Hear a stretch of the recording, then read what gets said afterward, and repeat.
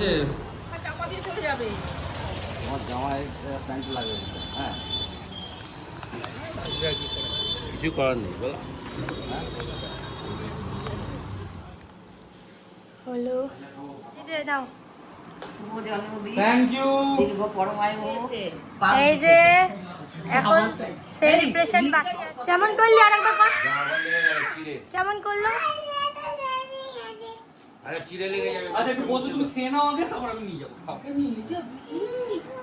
আচ্ছা সবাইকে একটু পাঠাই গুড মর্নিং, একটু গুড মর্নিং বলে দে, গুড মর্নিং বলে দে। আজকে কার জন্মদিন? কার জন্মদিন? বুব্বাইয়ের, বলে দে। বল বুব্বা।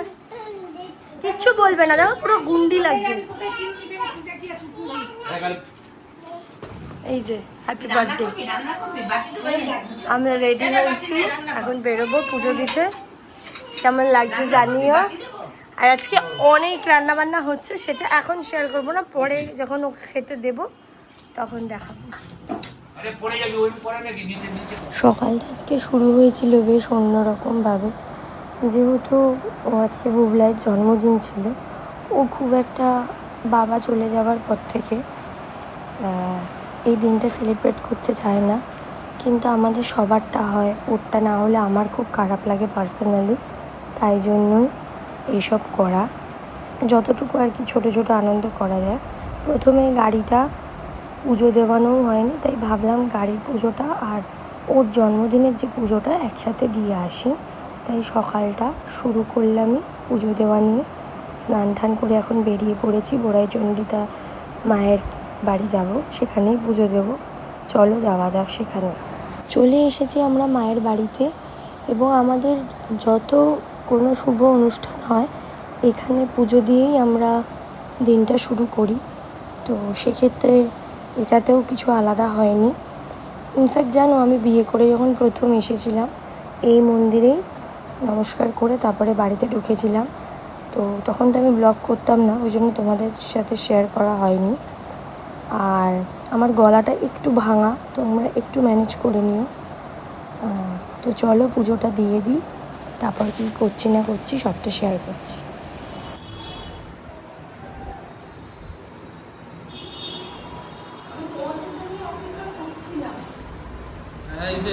এরপরেই পালা ছিল গাড়িটাকে পুজো দেওয়ার।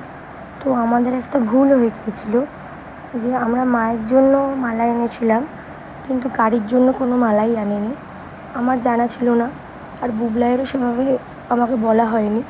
তো যাই হোক, এটা একটা মিসআন্ডারস্ট্যান্ডিং হয়ে গেছিলো।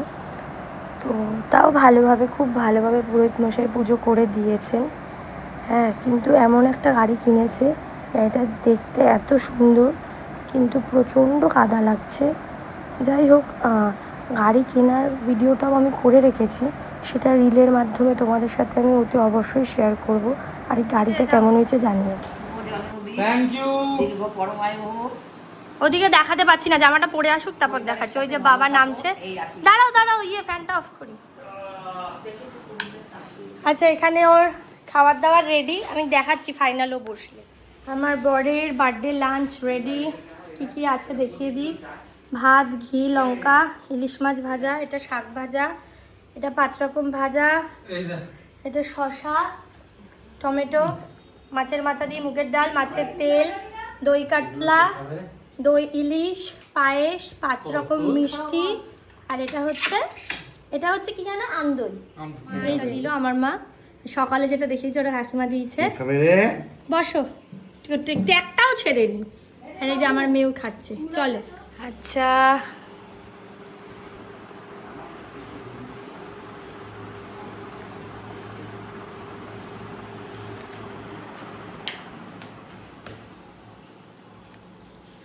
হলো। এখানে হঠাৎই একটা সারপ্রাইজ গিফট আসে। আরেকটা সারপ্রাইজ গিফটও এসেছিলো, যেটা ওর বন্ধু অন্য পাঠিয়েছিল। তো সেটা আমি রিলের মাধ্যমে শেয়ার করব। আর এটা পাঠিয়েছিল ডাম্পাই বুবলাইয়ের জন্য, বেশ একটু অন্যরকম একটা গিফট, যেটা এখনও আনবক্সিং করছে। আর মেয়ে তো সেটা করতেই দিচ্ছে না, 14 পার টানাটানি, হ্যাঁ, এটা সেটা বার করে নিচ্ছে। একটা ছবি তোলার জন্য বুবলাইকে যা পরিশ্রম করতে হয়েছে কি বলি। এটা একটা কি বললো বুবলাই, ওই মানে ককটেল বানানোর সব রকম সরঞ্জাম একসাথে একটা সেট, একটু শৌখিন জিনিস। তো যাই হোক, জিনিসটা খুব ভালো হয়েছে। থ্যাংক ইউ ভাই দেওয়ার জন্য। বুবলার তো খুব পছন্দ হয়েছে এবং ও আরও গিফট পেয়েছে, যেগুলো আমি দিয়েছি, কাকিমা দিয়েছে, আমার বাবা মা দিয়েছে, সেগুলো আমি অন্য ব্লগে শেয়ার করব। এই যে এখন সেলিব্রেশন বাকি আছে, এখানে সবাই বসে আছে, বার্থডে বয় আসবে বলে। হ্যাঁ, ছোট ছোট খুশি। কেন করিস? কি হয়েছে, তুই কি করবি? বসে আছিস পেপারটাই, কি করবি? কি করবে এখন?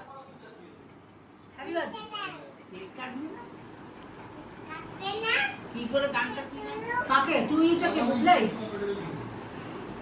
একবার গা, happy birthday.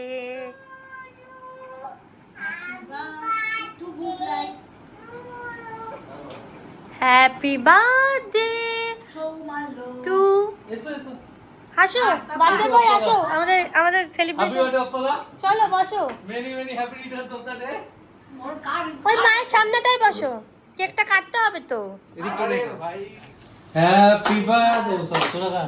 Happy birthday to you, happy birthday to you, happy birthday Bubla, happy birthday to you. এই মামা বাহাতে তুমি একটু বাবাকে খাইয়ে দাও। এটা নাও আমাকে খাওয়াও। ও বাবাকে বাবাকে। ভেরি গুড দারুণ। মেয়ে দুজনেই লেফটি। হ্যাঁ এক্স্যাক্টলি। রিঙ্কাই ফ্রেমটা একটু থাক, এখানটা থাক। হ্যাঁ, এইভাবেই আজকের দিনটা আমরা খুব আনন্দ করে কাটালাম। কিছু ছোট ছোট মুহূর্ত ক্রিয়েট করে রাখলাম। তোমাদের কেমন লেগেছে অবশ্যই জানিও।